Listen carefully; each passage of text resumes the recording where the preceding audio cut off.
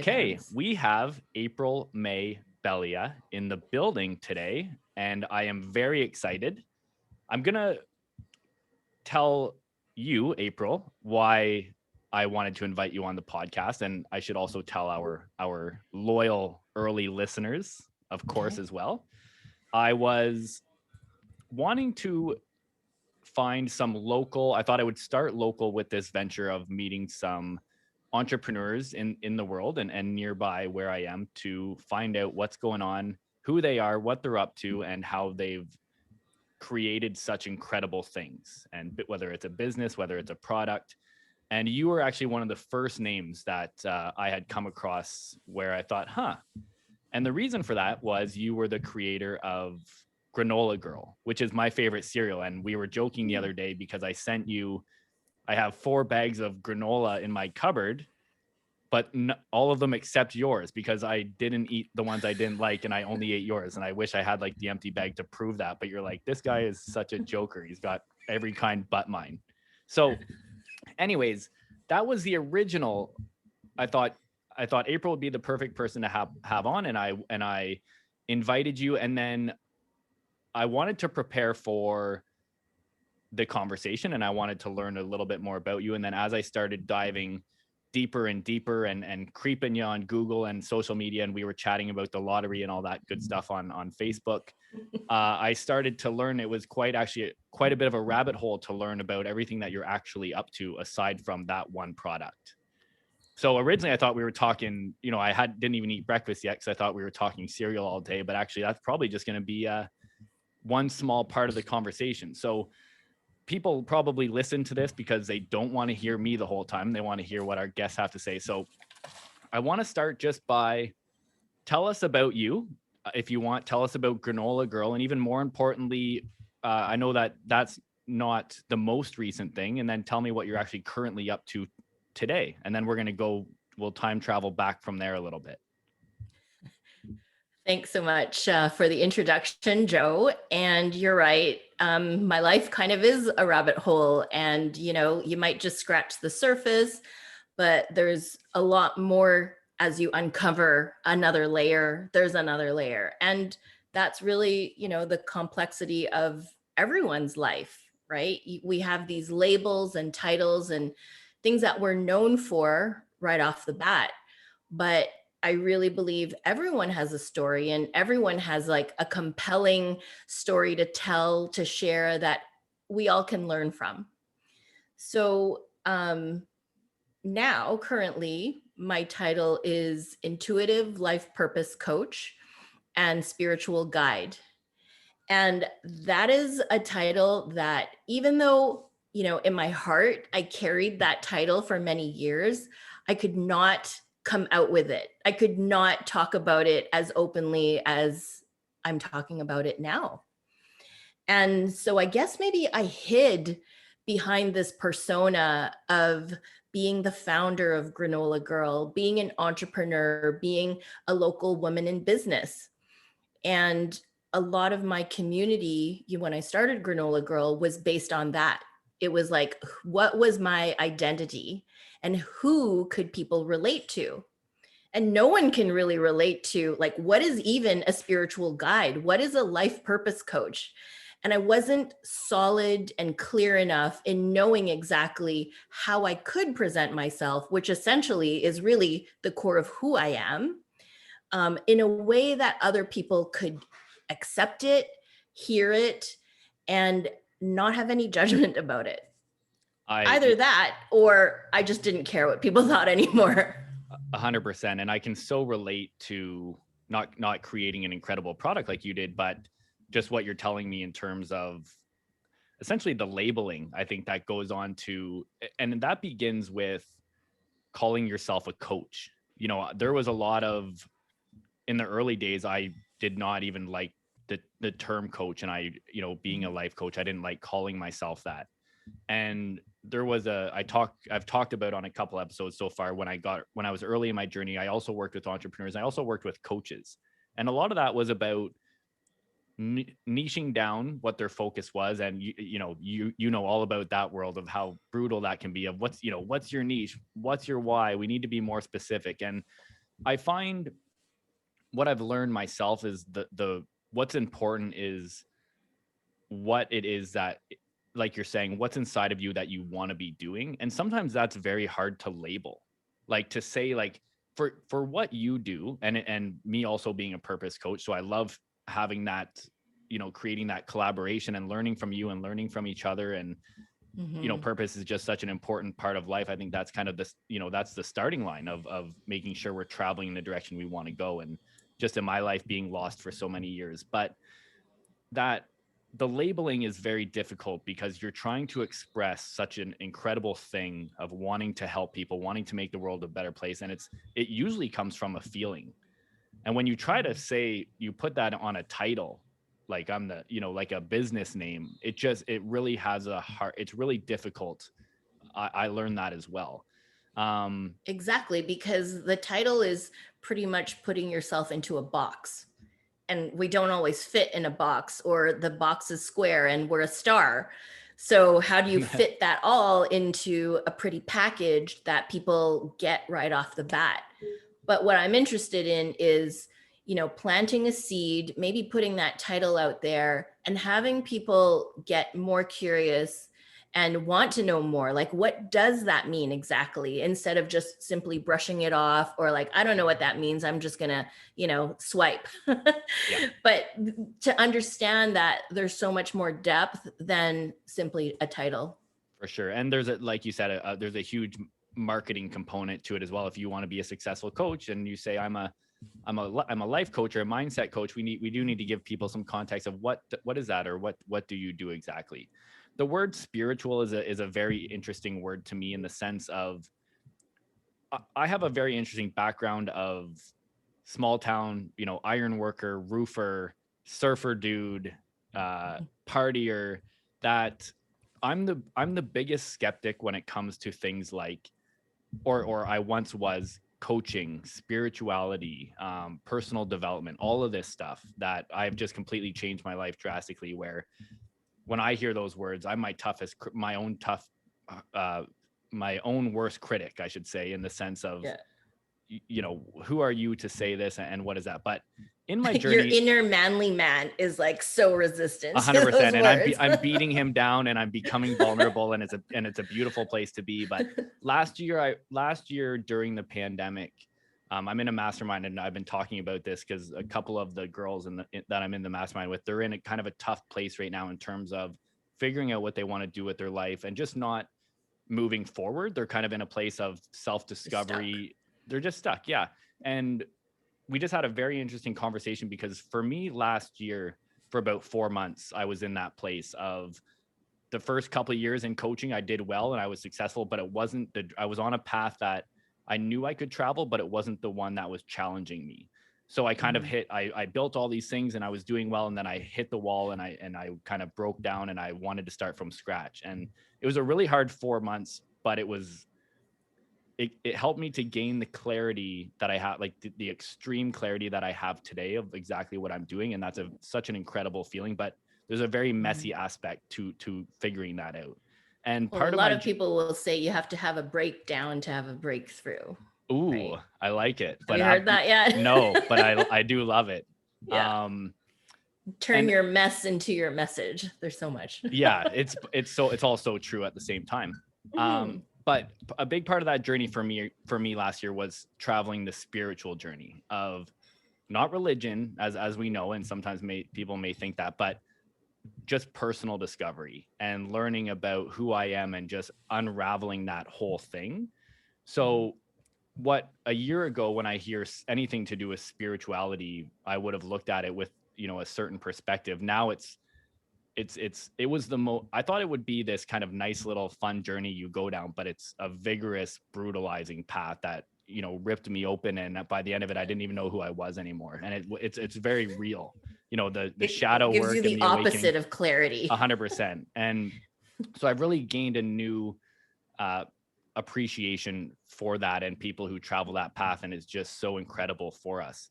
Can you tell me a little bit about what you do specifically? And if you can, I want to challenge you to include the words starseed in there, because you brought those up to me in the chat, and that is still a little bit new to me. I don't know if that's still included in what you do, but give us just a quick overview of what you do, and maybe who are your people that you're looking for, and yeah, and all that good stuff. Okay, so to explain, Starseed is not in my website. It's not in the marketing. It's kind of like a code word. And it's an Our Lady Peace song. Yeah, really? Yeah, I gotta listen to it. I think a Canadian band, yeah.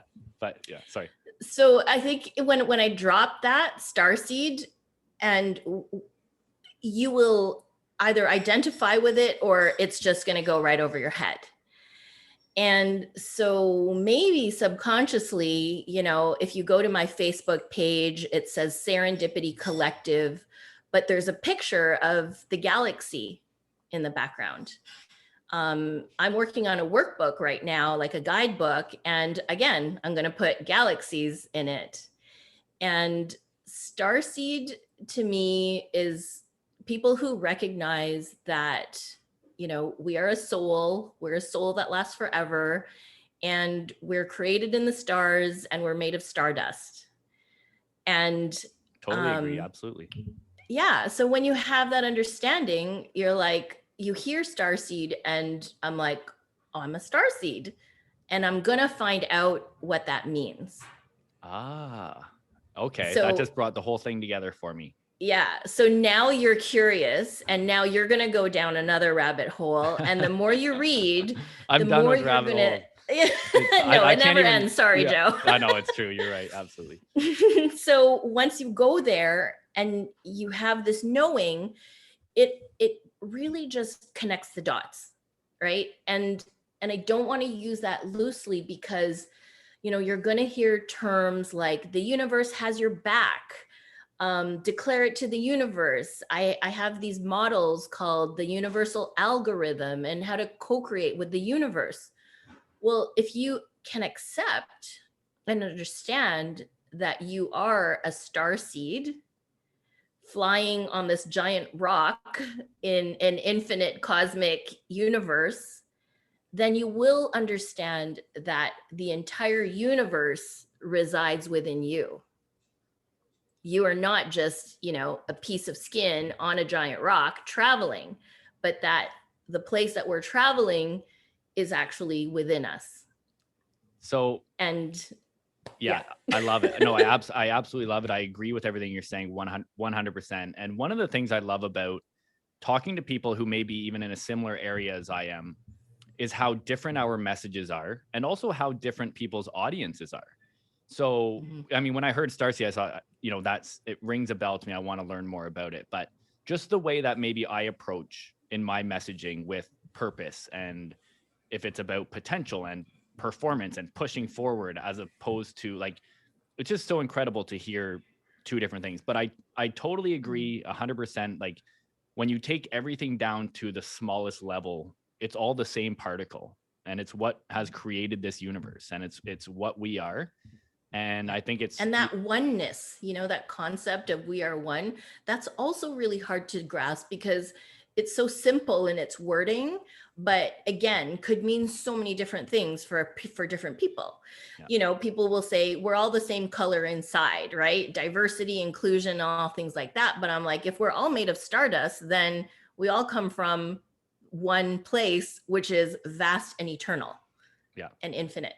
So yeah.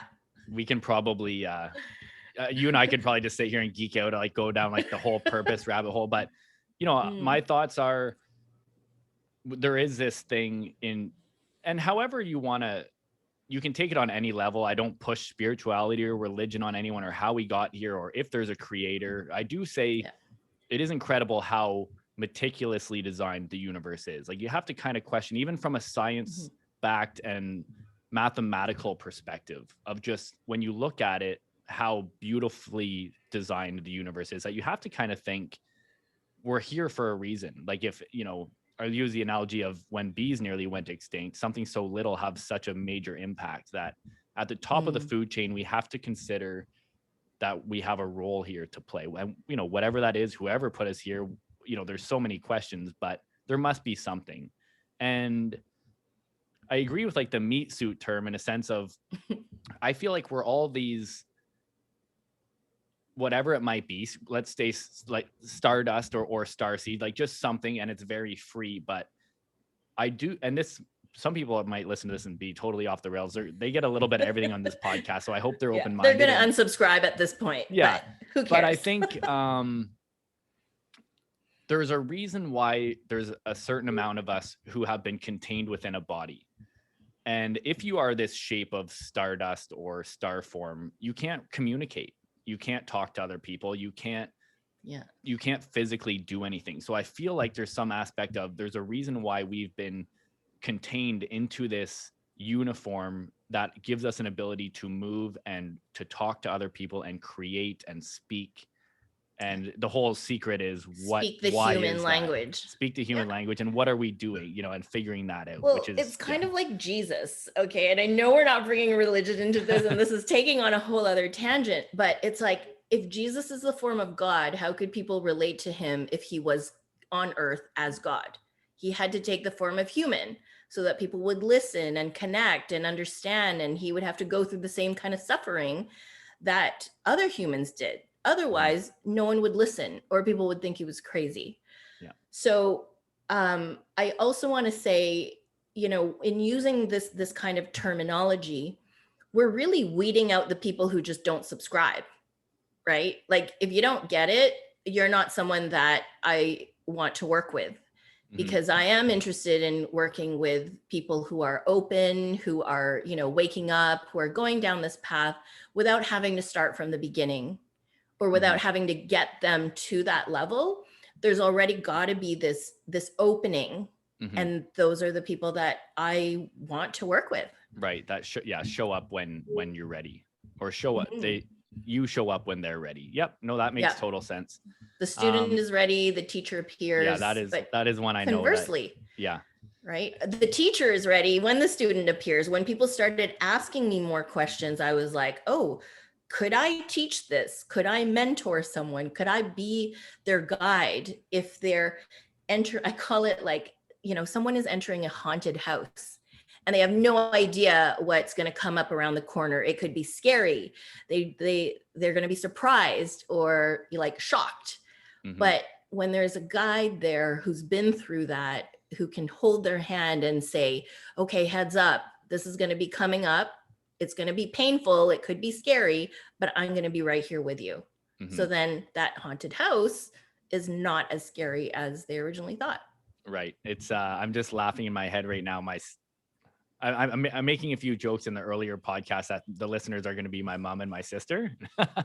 And we went to my sister makes both of my mom and my sister make fun of me about this every time I see them. We went to Niagara Falls, has like the scariest haunted houses, and they'll take photos of you without you knowing about it. And there's a photo where I'm literally on the back of my sister and my mom, like just like by far the scaredest person in there. So every time I hear haunted house, I think of that, which is. And you were 5 years old, right? Or no, this was six like a couple years ago. Yeah. So you're hiding behind them. That's awesome. I'm on top of them. Yeah. So I love that journey. I love that direction. And we could go down that whole, down that path for 4 hours here, but I want to learn a little bit more about you, and also about how we end up here and at this part of your journey. And I want to share, I understand what you're saying in terms of identifying with the Granola Girl product, for example, but it really is such an incredible accomplishment at the same time. And it just shows that you know what you're doing in that world to help entrepreneurs and help people from there. But I know there's a lot of people listening to this who probably are entrepreneurs and want to start a product. And part of my goal with this podcast is to connect the dots from being that successful person who has accomplished it to letting them relate to who the person is, that we are all normal human beings that just, for whatever reason, we're able to make it work. And I want to inspire others to see what that journey looks like. So my goal, if we can travel the direction of, we're all going to hop in a time machine here, all of my 35,000 listeners and the two of us, and close the door behind us. And we're going to go back, give us a quick overview. Let's run the timeline of, tell us a little bit about you and how you turned into this human being that has created such, accomplished such incredible things. And then I'm going to bug you a little bit about the transition out of Granola Girl and into this new direction you're in. But just give us a backstory about the whole thing. Of how Granola Girl started? Even just how you started. Or before that? How you started. Yeah. Okay. In a nutshell, this might take a bit of time, but I'll condense it. Sure. So when I was little, my parents owned the first Filipino bake shop in Vancouver, named after me, April's Bakery. Okay, interesting. And so when I came home from kindergarten, I was at the bake shop, riding my roller skates around the block. This was basically where I was raised. And it was a family-run business. My mom had her sister and her mom as the bakers, and my mom and dad were like the business people. They were the entrepreneurs. And the seed became planted in me, like in hindsight, as a hub where if new Filipinos came to Vancouver and immigrated here, they would immediately search for what was familiar to them, which is like the Filipino pastries and food that my family would cook. So they created a community. All of my playmates ended up being the kids of the customers who came there. And my parents connected with other Filipinos because, this just seemed a place that was familiar. They enjoyed each other's company. They had the same backstory of their journey to Canada. So I was the first person in the family to be born in Canada. And that business only lasted a few years because my grandmother passed away and my mom couldn't run the business anymore. And she was an accountant, and I saw eventually she was a miserable accountant working for larger companies, and she became an entrepreneur in the travel industry. And they sold everything, moved to the Philippines. My mom was like the pioneer and innovator for bringing in luxury travel on cruise ships to the high society Filipinos who were craving for luxury travel experiences. Wow. Visionary. Yeah, definitely. Right. She had absolutely no competition. She was just killing it, made amazing connections, relationships, and friendships. In the meantime, I was missing my family because I stayed here to finish college and university. So I moved to the Philippines. And eventually, I was the Canadian living in the Philippines, treated like royalty, VIP everywhere. It was just super, super fun when you're in your 20s. But then as I outgrew that, I moved back to Vancouver because this genuinely is my home. And I will probably live here till the day I die. And when I came here, it was time to, go back to that programming where you finish school, you get a job, you get married, and you have kids.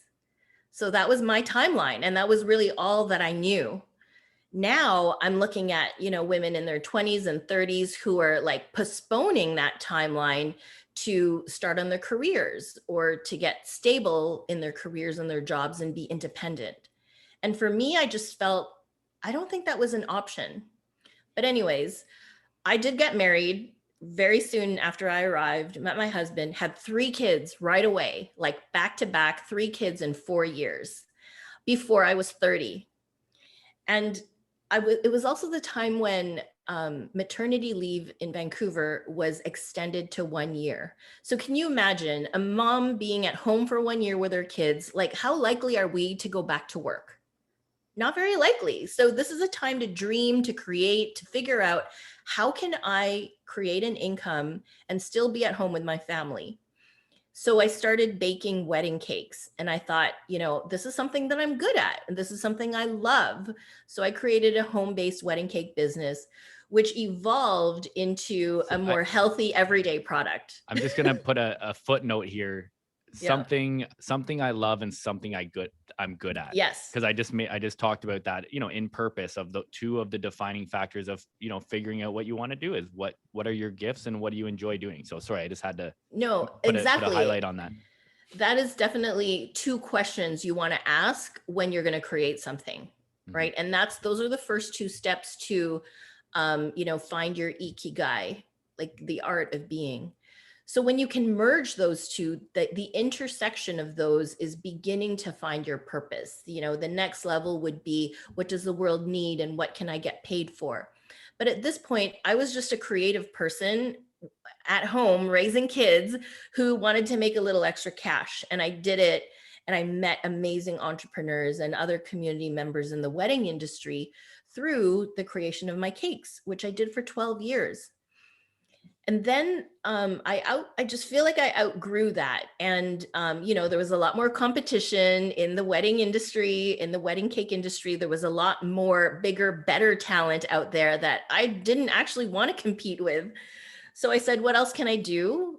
I'm such a foodie. I create food at home. I share it with my friends. And they're like, hey, you should turn this into a business and you should sell it at the grocery stores. So I went with that.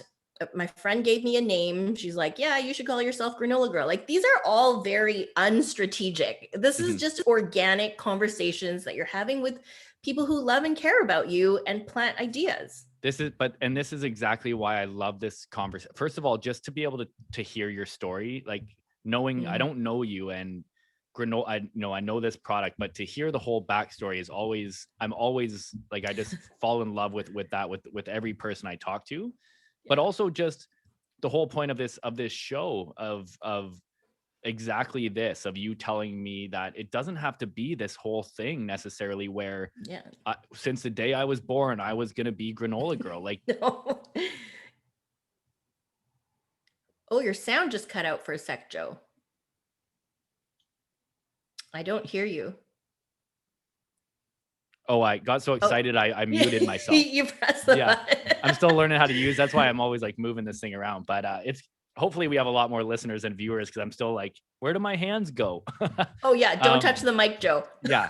So but yeah, I just love hearing so many different ways people get to where they want to go. So sorry, I'm all in here on this story, so keep going. Yeah, no, so for me, it is important for people to know that it was an organic evolution.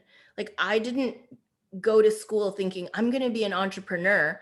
Like, entrepreneurship found me based on the circumstances I was in. It was the timing of everything. It wasn't, I didn't do an MBA. I didn't have a business plan. I just did it.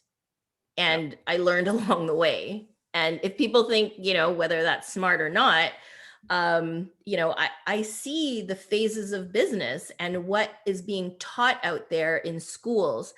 And all the students, like, I talk to a lot of high school students and college students, and they're like, what are the 4 steps of building a business? And I'm like, well, it's not going to be a cookie cutter 4 steps for everybody. Yeah. It's 4,000 steps to creating a logo.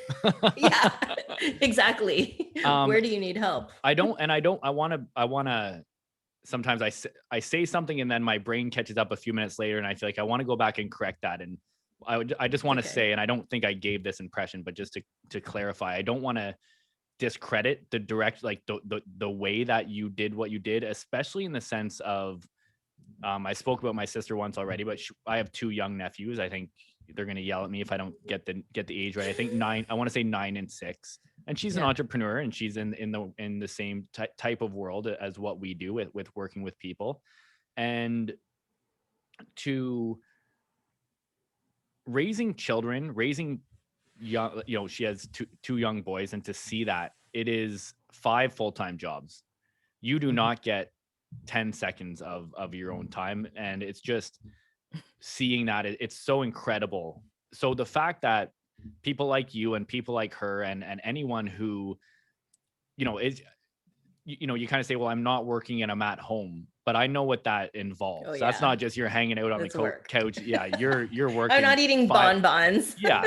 And to take that and turn it into inventing this product is just, I just want to say, is such an incredible accomplishment, especially on top. To do that on your own, let alone doing that in the process that you were going through at that time in your life, is just really is incredible.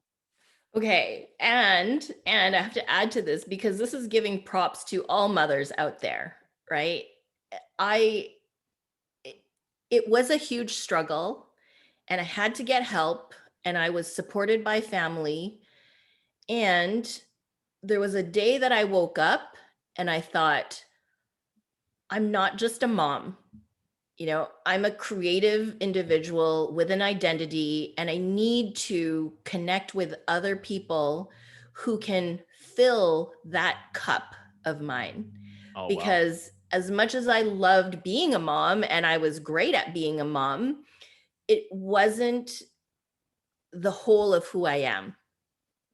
I'm like thinking, one day I woke up and I'm like, is this all there is to my life? Yeah. Because if it is, I'm not happy. Right. I need a creative outlet. I need to connect with other people. And this is the instigator for why I created a business, because I was craving connection more than anything in the world. Mm-hmm. And the connection I was looking for was not with other moms to talk about their kids. Yeah. I That's incredible self-awareness for sure. And also to take action on that, because that is the feeling most people have. But for you to say, you know what, I am going to travel this path and I need this in my life and I deserve it, and to be that person, because a lot of people, and I'm sure we share this same passion of wanting to help people to discover their purpose, and essentially it's about loving their life. So you are a great advocate of saying, maybe I was in a place and I wanted to live a better life, and you took that upon yourself and you did that, because there's the reason. Without feeling the guilt and shame of what you already have. Yeah. Right? Like it sounds selfish to want more, but it's actually not, because there will be a penalty if you don't listen to that voice inside that says, I do want more. And why should I feel bad about it? Yeah. It's in this day and age, to be the mother and to be raising the children, and if there's a father involved and he's working, that it shouldn't necessarily be that the mother has to sacrifice their goals by any means. And my husband is an amazing dad, and he was fully supportive.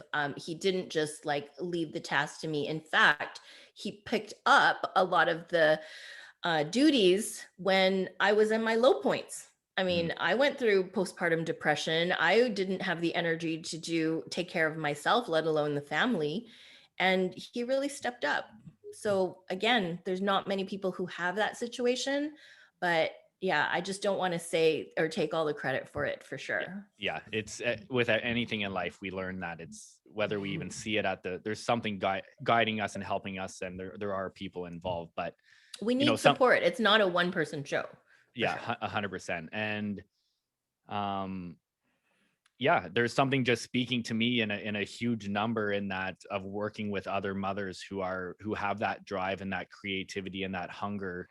Like there's just, I don't know if you work with a lot of mothers, or even just, younger women who are at that phase, because I totally relate to where you're at, but to be someone who has lived it and went through it, that's what, that's the most powerful coach, is someone who's been there and, let me show you how, and not just the beautiful stuff, the whole process.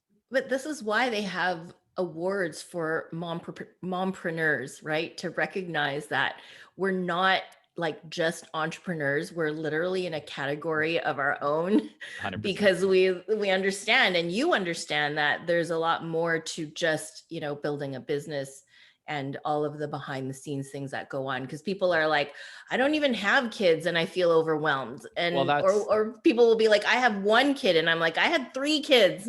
And it wasn't easy. That's my perspective of I'm a selfish human being. I live by myself. I'm like no relationship, no children, and I work, and my business requires me to still work with all my free time, or the 4 businesses that I'm running is I still don't have enough time. So I can't even touch the world of that world.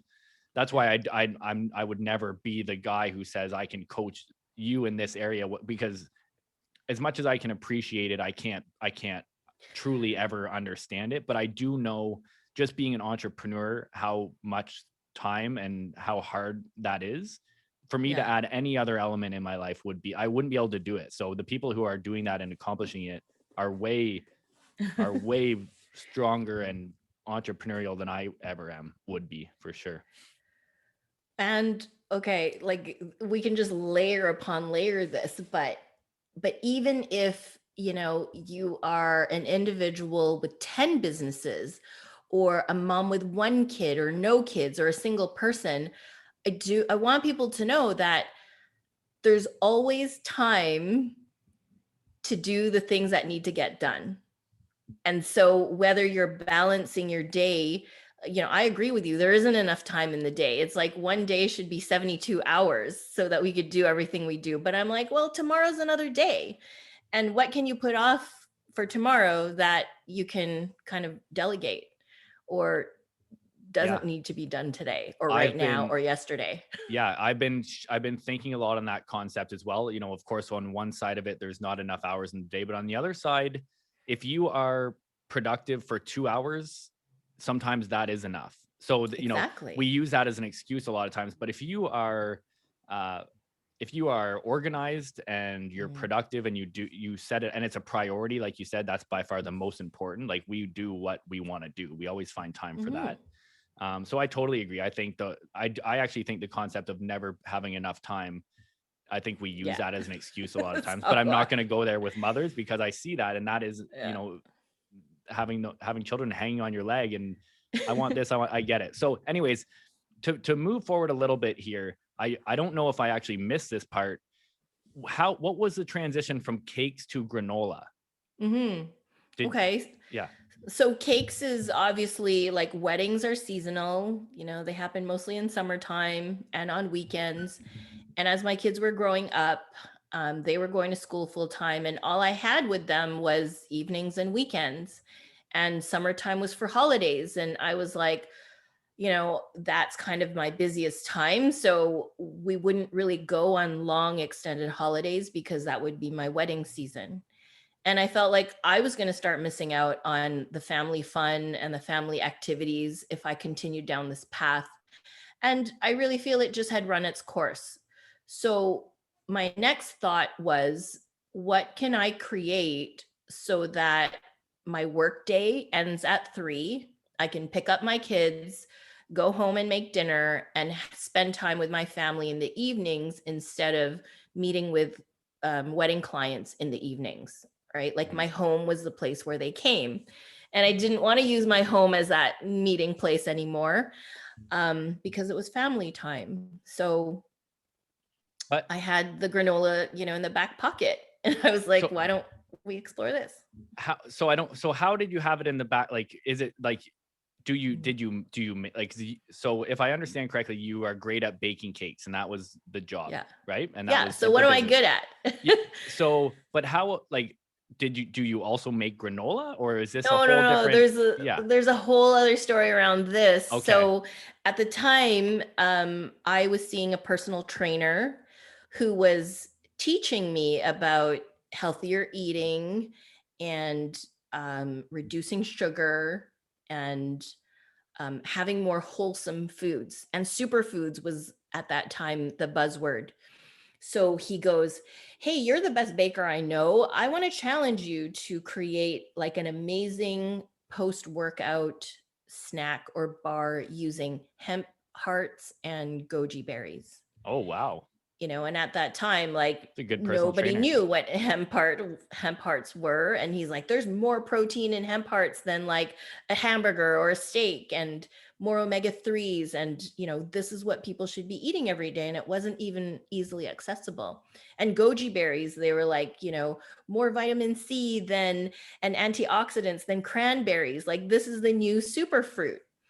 So the recipe was based on that. And there's a lot of trial and error, and I succeeded, but I didn't succeed in making a bar because he was like, oh, why don't you make it portable so we can bring it? And I go, yeah, but a bar takes more sugar and that's going to make it stick. And we don't want to increase the sugar. So I said, look, at the end of the day, we're ending up with this cereal, which is delicious. So why don't we just eat it like cereal out of the bowl with milk? And of course, we used almond milk. And that was, again, another up and coming mainstream beverage now. Like you can't go to a cafe without having almond milk available. But remember the time when like you didn't even have that option? So we were onto something, and lo and behold, the cereal that I created happened to be vegan, but did not make it vegan on purpose. And again, vegan products were on the rise. Yeah. A lot of people didn't even know what being vegan was. And a lot of it is, the stars aligning in ways and things having your back as you go through it's not always planned out. Like I've had successful ventures. There's timing. And just even for myself, stumbling into some success stories, not all the time, and the persistence and the motivation is huge. And that's, they're not stopping after the first obstacle, but there are a lot of things when you get on the right path that are going to help you, the universe has your back, so to speak. Totally. Sometimes, but yeah. Totally. Okay. I didn't know if you were like baking granola on the side and then you were like, so this to me is it's funny because I saw your website and you call yourself a serial entrepreneur, which is I LOL'd out loud. But it's true because you went from starting that business and this was a whole different business. This isn't you weren't just doing this already. This is like, no, I'm creating this new brand. It's a whole other industry. Even though it's food, it's like the grocery industry is completely different. Different people and I have to ask this because I've never created a product, but what's that feeling like when you go through the grocery store and your stuff's on the shelf and it's like, or when they let you get that call like, hey, we're putting you in stores. Like, was that a whole roller coaster, or is it not as exciting as you might think? It's the best feeling in the world. Like I recently rewatched that movie, That Thing You Do, that Tom Hanks movie. I haven't seen it. Okay, well, this is gonna date me because it was like in the 90s. Yeah, so in the movie, these kids made a song, and then the song was played on the radio, and they literally like ran down the street screaming, trying to find the other band members. Like the song is on, right? And that's the feeling. It's like I would go to the grocery store and I would take pictures because it was on the shelf. Like it was proof that this was it. Like you made it. Yeah.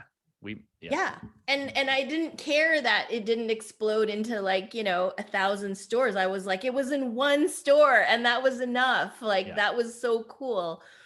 And then the second turning point for the business was when I received a call from the head office of Save On Foods, and they said, we listen to our customers and we have received requests for your product in our stores. And I was like, wow, that's really cool. I didn't even have to approach them. Yeah. I was like, that's when you made it so far ahead of me. Yeah. I'm like, what is it going to take to get there? So, I was just doing what I was doing, getting into one store at a time. And I got the call. Incredible. So, okay, now I want to get into this here because this is the good stuff. You've done this. Here you are. You've created Granola Girl. You're on this incredible thing. And I'm going to put this out there for the listeners because I've been talking a little bit about this and I want to see if they can start. I'm going to quiz you on it and I'm going to continue the conversation, but I want to perk the ears of the listeners in the sense of remembering from past episodes what the final piece of the equation is. And I feel like April's going to be talking about that here. And I'll explain to you exactly what I'm saying here after I hear your response. But I'm curious if we go down this path. But here you are, incredible story up till now. You've created this product, this awesome product. We made it. We're in the grocery store. Sky's the limit. We're on top of the world. Fast forwarding to today, there's almost a couple of very incredible, you're a very interesting human being that there's almost 2 podcasts here of the whole Granola Girl story, which is to me is a success story. But I think there's an even more a more interesting success story that goes from Granola Girl to where you are today in serving people. And not that Granola Girl wasn't helping people as being a healthy food, but what happened there in that transition, in that fork in the road where you said, what's the next step, and how did it become something that's geared towards serving other people?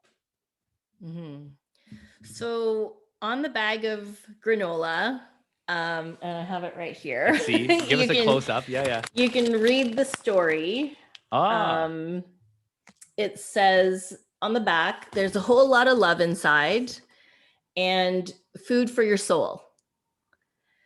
Okay, so in one sense, I was providing nourishment for people through food. And that has become a trend, right? Now, how can I nourish people through my knowledge, through my experience? How can I be the catalyst to help them cross over that bridge where they feel stuck on one side and don't know how to get to the other side? And I want to hold their hand and be their guide and reassure them that they're going to be okay no matter what happens, whether they succeed, whether they fail, whether they come up against walls or hurdles or crash and burn. It's still going to be okay because that's part of learning. But if you want to be stuck on the other side and don't want to cross over, then fine, stay there. Be happy, be comfortable, be stuck, because that is serving you as well. Mm-hmm. So the direction of just wanting to serve people and wanting to do this and help them cross this bridge, where is that? Where does that come from? Is there something inside of you that just says this is like, is it sometimes I look at coaching and serving others. Yeah. Part of it's selfish because I think that's the secret to happiness and fulfillment is serving others. So you can be totally selfish in the sense of, I want to feel better about myself. I want to be happy. So I'm going to serve others. Other people I talk to, they say there's something inside of me that just knows that I'm supposed to be helping other people. Like, is there a feeling there? Like, where does that come from of you going in this direction like that? As opposed to like, let's say creating a product. Like, let's say, I created Granola Girl. Now I'm going to go create clothing, like why this way, I guess, so to speak. And I can tell with your answer, it's already written on the bag with Granola Girl that you're passionate about, and probably part of the reason why you created Granola Girl. So you do give some hints there, but just trying to feel like, where is that coming from? That amazing feeling of helping others. Okay, so there's a few points to make on this. If I know myself well, and I take a myriad of personality tests that explain why I am who I am and how I express myself.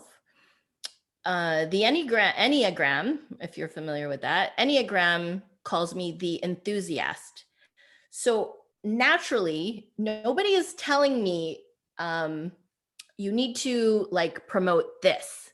If I experience this, amazing water bottle, I will go to the mountaintops and tell everyone, you need to try this. And I've had a great experience with this, and I'm going to share my experience. But if I don't share it with you, you're going to miss out, Joe. If you don't go buy this water bottle today, there is something missing in your life. Mm-hmm. That is how enthusiastic I get about things that I love. I have to share it with other people. So if I create a good product, I'm not ramming it down your throat to buy it. I'm saying, hey, this is what I created. You might like it. How about try it? And then they do, because I feel convincing and they can feel that I truly love it and I'm not just giving airtime. Mm-hmm. So that is part of my personality, which helped me understand, like, why can't I just, eat something and not talk about it? Why don't I just keep it to myself? I don't have to share this. I don't have to like tell everyone about it. But it did get to the point where people are like, whoa, that's like really intense energy there right now. I'm like, calm down a little. Yeah, I can. We're talking about a water bottle. Like, this is not, nuclear science here that you've just discovered. So yeah, I guess I got naturally enthusiastic, and that's kind of a trait of being in sales. If you don't love what you're promoting, people are going to see right through you. Mm-hmm. The authenticity and the energy behind it. Absolutely. Exactly. Yeah. Exactly. So if I'm talking about entrepreneurship, like you can obviously tell this is a passion of mine. Mm-hmm. And entrepreneurship is, literally being a bridge between solving problems and being the person with the creative idea or solution for those problems. Mm-hmm. So again, entrepreneurship is not like something you learn. Entrepreneurship is a mindset. You're an entrepreneur, but you have that entrepreneur crazy mindset. Mm-hmm. So this notion of helping others and wanting to solve, worldly problems was recognized when I felt like I could create change and impact with like one bag at a time, right? Mm-hmm. The testimonials would come in. We love this. You're catering to, a community that couldn't eat any other granola, or you've made health food delicious. And I was serving a need.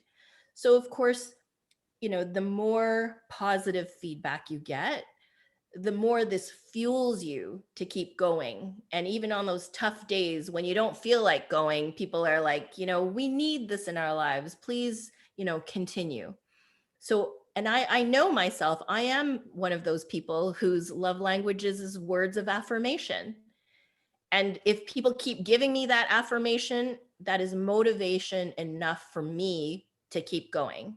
Mm-hmm. And when I feel supported, if I joined like a mastermind group and no one was listening to me, hearing me, supporting my ideas, I'd be like, what am I doing here? So I created my own support system of other entrepreneurs where I could bounce ideas off of. So all of this service came back to me like 100-fold. Sometimes there were points where I was like, am I doing this for money? And I wasn't. I actually realized I was doing this so that I could get the connection that I craved. Mm-hmm. And I did this by serving others and by helping others, knowing that I don't need anything back from the people that I'm helping, but in other ways, it does come back to me. Absolutely. And something that's coming up for me a little bit with what I hear you say is you have this enthusiasm to promote things that you find are good in your life and things that you enjoy, and you only promote what is authentic to you and you think will benefit others. And it's almost naturally, I can see it in your energy alone. If for anyone who's watching, you can see you light up when you kind of get into these, when you start answering these questions. But it's almost like there's something where you've reached the level of what this life can provide. And I've talked about this with other people as well, of I mentioned in the first episode where it's just me introducing myself, about how I get to a point where just recently I learned what enjoying life actually feels like. And I don't know, it sounds simple, but I honestly don't know how many people truly enjoy life. I know there's a lot, but there's a lot of people who don't. And I think it kind of, what I'm hearing you say a little bit is you have found that, and you are, like, in a way helping others. You are also, you're so passionate about that and enthusiastic about it. It's like, I can't not, right? Yeah, I can't. exactly. Yeah. And that's kind of the vibe that I get from you, is it's like, the impression I get is it's almost like, I can't even answer this question. It's just, how can I not, how can I not help people? Like, this life is good, and I've found a way to find happiness in my life. And the automatic response to that is help others to do the same. Well, Joe, what is really baffling to me, and I've had to ask myself this question, is if I'm here saying, I have this program, I have the key that's going to give you so much clarity and so much power in your life. And literally, if that's all I said, not everyone is going to reach out and grab it. Mm-hmm. And so I wondered, like, why wouldn't people do that? If you had this, magic, let's call it like a spell that said, this will help your life, like, be so amazing and have the dream life and anything and everything that you could ever want or dream of, why wouldn't you take it? And what I realized was, or what came to me was, it's really scary, because if you've been living your entire life in this comfort zone and you've got to take this leap of faith, not knowing what is on the other side of it, even with the promise of heaven on earth, it's still very scary, because people have this internal dialogue of, do I deserve it? What's it going to take? Do I have enough information? And all of these blocks and false beliefs that, no, it's not for me. Or the fear that if I accept this key, that I'm going to actually have to do something about it. And I'm going to have to change my ways. And I might lose people in my life. And people might think I'm weird, or my relationship might end, or my family might disown me. There's so much fear that is stuck in people's minds. So that's why they don't take it, because that fear overrides the dream and the possibility that it could be amazing. And that's where I feel like it's so unfortunate is, we only want to work with people who are coachable and who are willing to extend their hand and meet you halfway, because we're not going to do the work for them.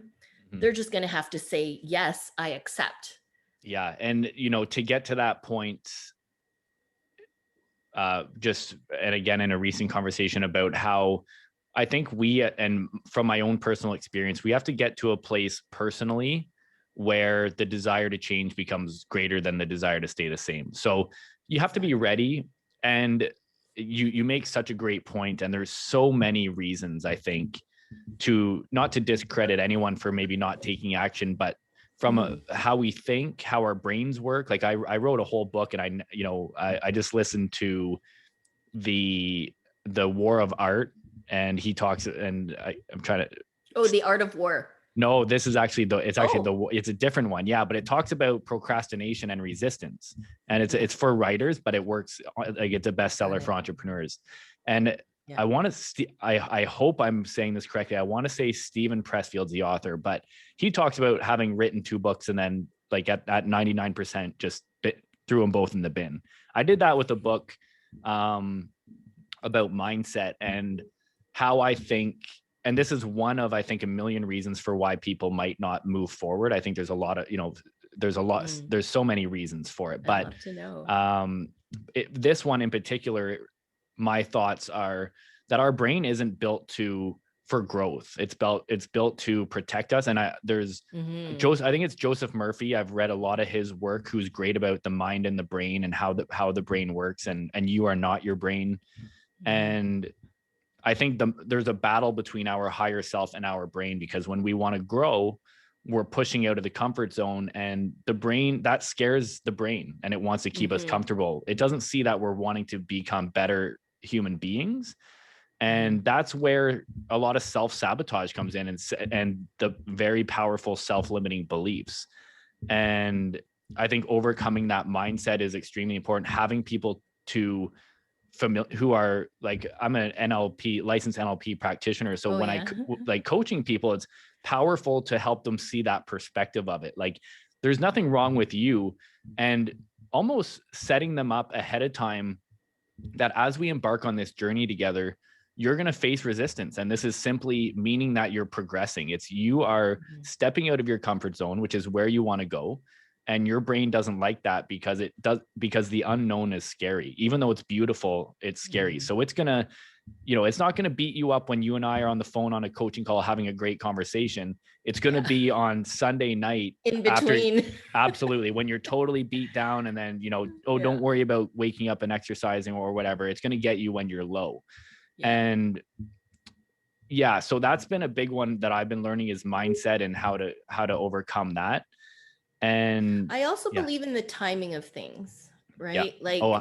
Perhaps they have to do 1 or 2 more years of personal development before they're ready to take on the information that we're going to share with them. Yeah. So readiness, timeliness, divine timing, all things like that. I've had people say, I've been wanting to work with you for a while, but I wasn't ready. 100%. And I, again, from personal experience, I'm the exact same way. It took me just to even talk about spirituality and personal development. It was a process that I had to travel alone. And it was, I needed that self-awareness and to be by myself to get to that place. And I can totally timing it is so important. There's so many elements to it, and being ready is so huge. But I'm learning lots about you too. I didn't know you wrote a book. well, actually, the book I have now is The Chosen Ones, which is about purpose, and that's also the name of the podcast. I love it. It's just a little one, but that was something I wrote a while ago in the early days of my personal development, because I love learning about mindset and the brain and all these things. The Chosen Ones already like intrigues me. Yeah, you know what? It's funny. It was originally called Discover Your Purpose, and last minute, I was watching there's a document on Netflix right now called The Defiant Ones, and it's about Dr. Dre. Have you seen it? No. Okay, it's about Dr. Dre and Jimmy Iovine, who's the creator of the record label. Mm-hmm. And Jimmy Iovine he's just this he empowers musicians. He was like, he started Nine Inch Nails and said, let Trent Reznor just do his own thing. And he was the guy and he was talking to everyone on the label all hours of the night, and just this incredible human being that really cared about people and pushed them to be themselves and be more. And I was laying on the couch watching this, and the book was finished, and I went to bed, and the next day I woke up and I thought The Chosen Ones, and that name just popped in my head, and I changed it. The cover was already done, and I changed it. And the number one feedback I've had from that book from everyone is they love the title, and it just happened last minute. So perfect. We could go on forever here. I know how busy you are. I'm not going to take up too much more of your time. There's two more things that I want to try to get across here before I let you start your early weekend, hopefully. But first one is, I want to give you an opportunity to share with us where to find you and what you're up to. And if there's anything you want to share and plug for what's up and coming. But before I do that, I want to ask if you have a note for anyone who might be where you once were, in the sense of a young entrepreneur, not young in the sense of age, but just a young entrepreneur new to the game, maybe just, at the fork in the road of wanting more in their life and taking that step. Any advice, or even that you would have given yourself at that time, that you want to share with anyone who could be listening? I say could be because we don't know yet. Yeah, there could be you, your mom, and your sister. Yeah. Any advice for my mother? I would tell them. For my 9-year-old nephew. Just because they're family. Okay, there's definitely things I would say to not do. Ooh, I like the twist. Yeah, not to do, but what to not do is give up on yourself. Don't give up on yourself. You're going to, and this is inevitable, whatever you're going to call it. I called it, the dark night of the soul. And when you get to that point, like that super low point, you think you hit rock bottom. Well, guess what? You can go lower than rock bottom. I actually had opportunities to recreate rock bottom, and it looked differently every time. So I don't think there's only one rock bottom for people. There's going to be multiple rock bottoms. So just a heads up, and it's going to look differently. And you know how there's that movie Groundhog Day, you're going to do the same thing over and over again, except you're going to change that one thing. So every time I hit rock bottom, I looked for answers outside of myself. I distracted myself. I went to workshops. I spent a whole bunch of money. I made probably friends with the wrong people. I was just on this eternal search for anything that could get me out of this pit, anything that would make me feel better. And for some people, it's going to turn into an addiction, right? They're going to turn towards alcohol or drugs or shopping or overspending or gambling. And that's going to be the Band-Aid. So I want to tell people is don't look for that Band-Aid. You got to just sit there in the pit of it and don't judge yourself for being there. Because if you do, you're going to want to snap out of it and get out of it as quickly as you can. And I'm here to tell you, there is no due date for you to do that. It's got to happen in your own time, in your own way, not how other people tell you to snap out of it, but you're going to uncover for yourself when it's going to happen and how it's going to happen.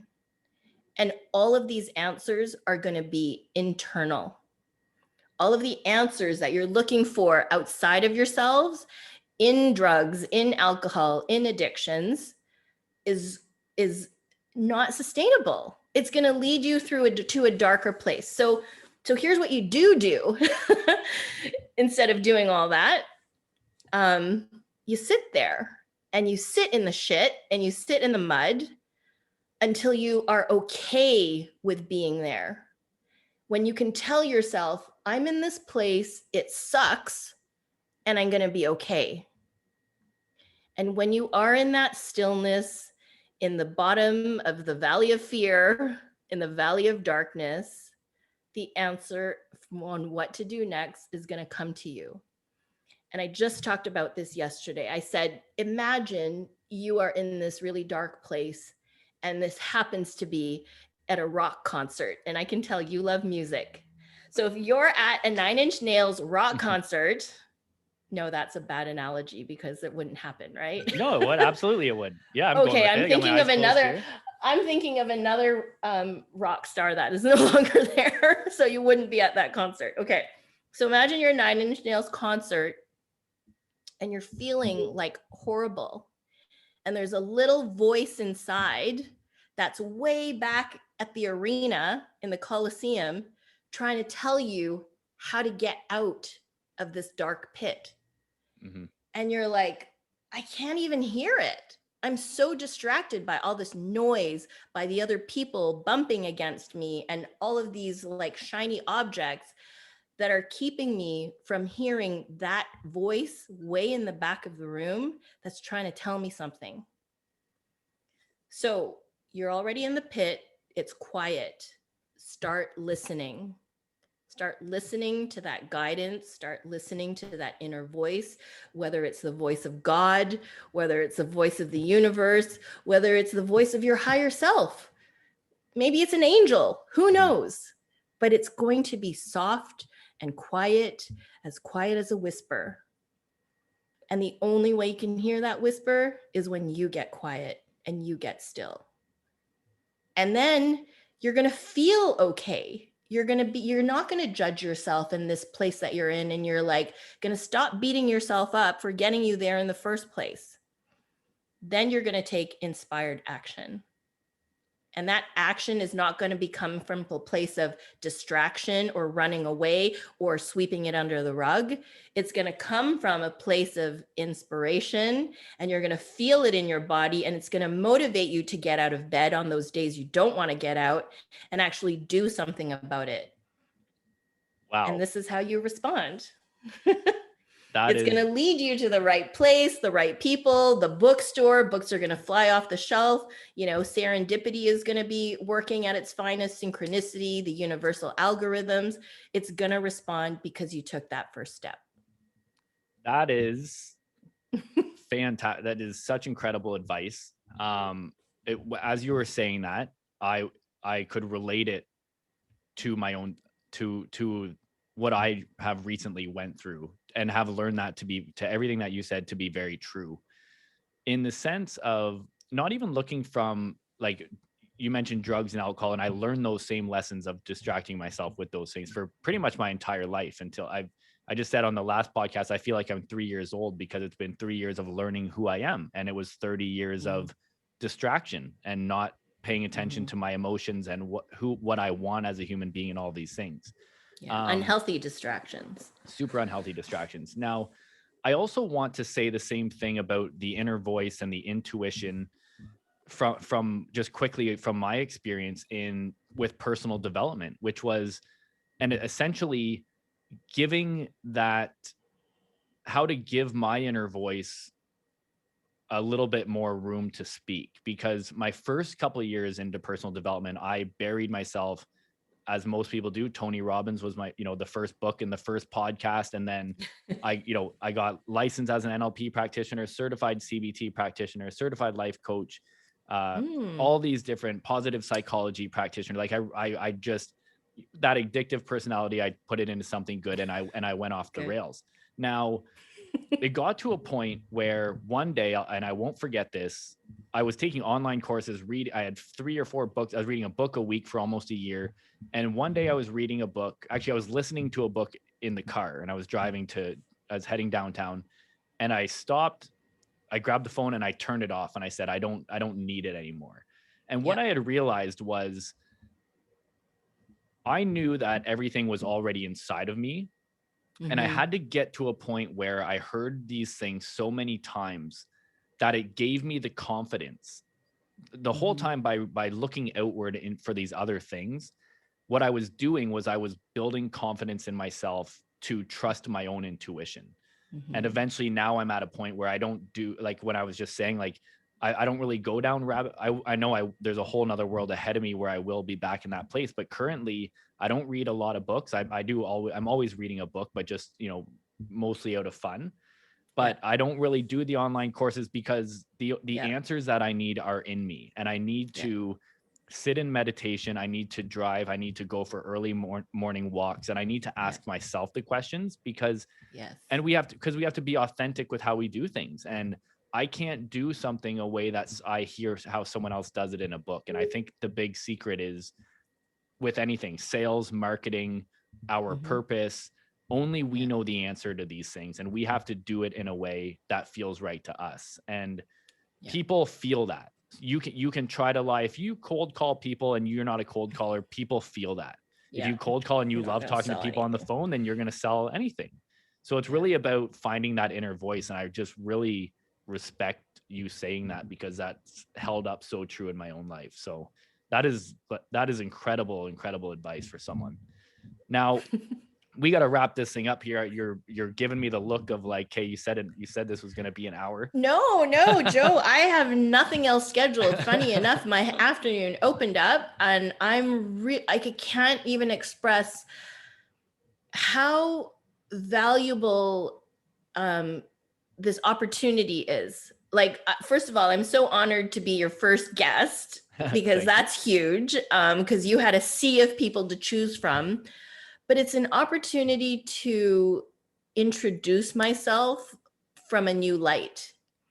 And my website has maybe 5 or 6 podcasts, but that was a version of me that is no longer. I mean, the essence of me is still there, but I'm talking about different things from a different place compared to today. And this whole week of presentations that I've done on other summits and conferences are also very validating for me, because I'm not just throwing fluff out there. I mean, I'm throwing stuff out that I truly believe.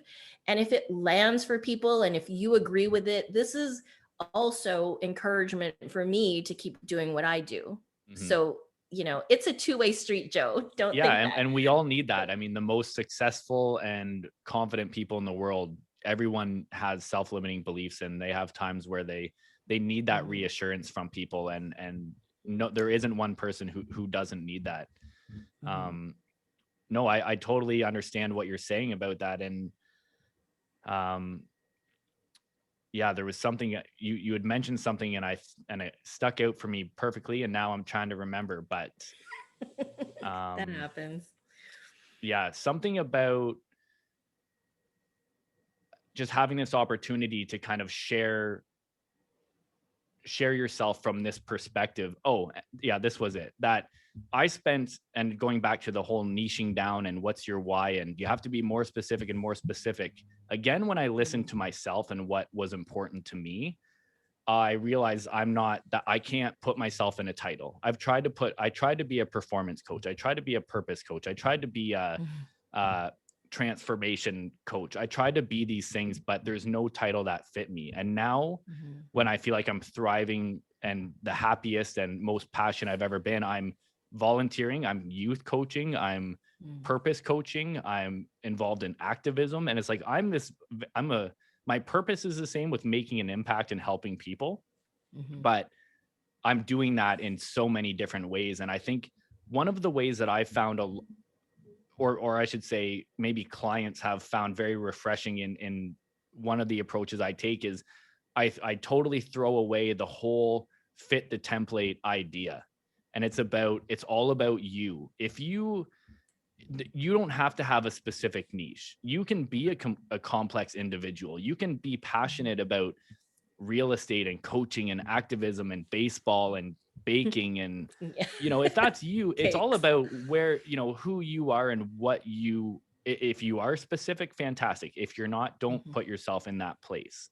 And so I just think, like you saying, it's giving you an opportunity to kind of talk on these different topics that you're passionate about talking about, and also learning a little bit more about you on a deeper level, which is refreshing for me to hear, because that's the whole reason I'm doing this show, is to give people an opportunity to learn not just the Granola Girl story or the success story, but who is the human being, because we're all the same people. We're all the same. We're all one. So if you can do it, we're all stardust. We're all stardust. We're all star seeds, to end on a great note. On that note. Well, there's so much, like, when you were talking about your books, like I have your signature on your email right now, and you talk about purpose and impact, and those must be like key words for you. And for me, it's passion and purpose. And you can't niche passion, right? No. Like, you want to help passionate people. Well, everyone should be passionate about something. But what we do when we're serving passionate people is give them tools so that whatever they're passionate about can be transferable to anything. So I don't have to be an expert on baseball or sports, but if we're an expert in passionate and we're living passionate lives, surely it can be translated into whatever industry they're in. So if you're like, I only help personal trainers, and I only help coaches, and I only help entrepreneurs, it's like, well, don't you think the tools that we're teaching and these steps that we're implementing can really be applied to anyone? I think so. Absolutely. So how do you niche that? Yeah, no, I agree. And it's, for coaching, for me, it came down to mindset. And if you can if you can change your perspective and your mindset in this area, you can do it in any area. And same with purpose coaching and coaching youth. I'd use the same tools. I have to be a little bit more energetic and jump around a little bit more with use their lingo. And use their lingo. I'm good with that. I got the hoodie on and the Nikes, and that's nothing new for me. But yeah, absolutely. It's just about how, I totally agree. And I think we are complex people, and to be this whole thing of niching down and being specific, I'm not for it. It was a huge hurdle for me for years of hearing so many people say that. And I just got to a point in my business where I'm learning this advice from all of these coaches, and not a lot of these coaches are successful. So I'm going to create my own roadmap and, find a blue ocean. Let's be the anti-niche coaches. Anti-niche. That's got a nice ring to it. Anti-niche. Like anti-anything that everyone else is teaching. That's not working. And anti-unauthenticity, right? Essentially, of just whatever feels right. Trust your gut. It's the most important lesson I've learned in my entire life, is give myself Pave that your own way. Be confident in myself and what my body's telling me. This is cool. And can you tell me, Masters of Life Society? There's like more to your titles. Yeah, that's the umbrella. That was my coaching business from day one. I launched that in 2018. Personal development. I was in personal training and nutrition and building a healthy lifestyle, meditation, journaling, affirmations, like lifestyle coaching at that time. And there's just something about that name that's always stuck with me. So that's just kind of like it. Again, with the complexity of my life, there's so many different roads I'm on, but everything fits under that umbrella for me. So everything's about life and mastering our lives and being successful in our lives, whatever that means to us, however subjectively we define that term. Well said. So in saying all of this, what a pleasant conversation. I had no idea that that it was gonna be this enjoyable. Sometimes you don't know because you don't meet people, I loved but it. yeah, fantastic conversation. We've already been getting along well on social media. You're just a very personable person. And we're best friends now after BFFs. like one day. Yeah, we could have been millionaires. You've been giving me helpful resources for some people I've reached out for clothing. How can people get a hold of you? And is there anything you want to share? Do you have anything, any courses, any launches coming up, but definitely how to reach you as well? Yeah, I am very accessible on Facebook. Yeah, a lot of whatever I'm offering, because it's constantly changing. Yeah. As you know, there's always like a workbook to be written and a course to teach. And I love speaking as well. So I love like these kind of invitations and sharing the knowledge, right? I mean, that's what it's there for, is, find your gifts and share it with others. So the program that I am certified to teach is called Discover Your Sacred Gifts. And for me, this is the foundation to finding and feeling on purpose. When you can identify what your gifts are, we then plug it into a formula called the Feel on Purpose formula, which again, I feel like this is the formula. This is the key to uncover what it is you're passionate about. What can you turn into a business? What is going to be the vehicle you can get it into the world? And who do you want to serve? Like, you're right, you can't serve everyone, you can't heal the entire world, but who do you want to work with, and who are the people that light you up? So we talk about that. I take you through a process. It's kind of like a multi-level. So you can start with one call, it turns into 4, might be a 10-week program that you sign up with me called the Optimistic Entrepreneur. And so find me on Facebook. On Instagram, again, it's the same, April May Bellia.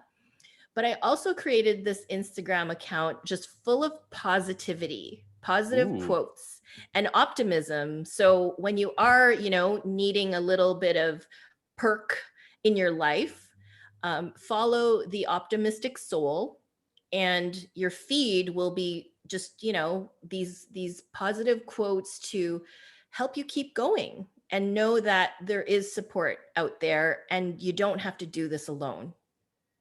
So whether it's Joe or me or any other coach or Tony Robbins, or I don't know if he needs more business, but there are coaches out there, and there's a multitude who are going to fit your personality, right? Like, just think about it. If you're going to be coaching with someone for 10 weeks, you got to like their voice.